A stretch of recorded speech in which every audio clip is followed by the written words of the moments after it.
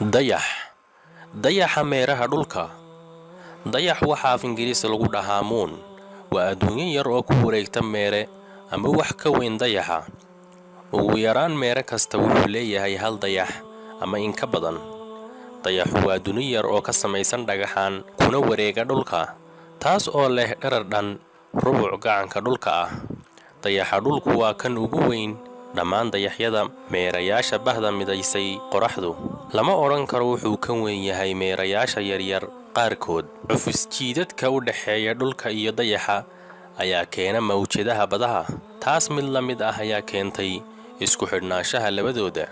dayaxa oo ku socda xawaaro dhan 1000 kilomitir ilbiriqsigii ayaa waxay ku qaadataa 27 maalmood, 7 saacadood iyo 43 daqiiqo in uu hal mar ku wareego dhulka. dhinaca kale, isku wareega dayaxu waa 10 kilomitir saacaddii. maadaama dayaxa cirkiisu uu aad u khafiif yahay, falaadhaha qoraxdu toos ayay u soo taabtaan.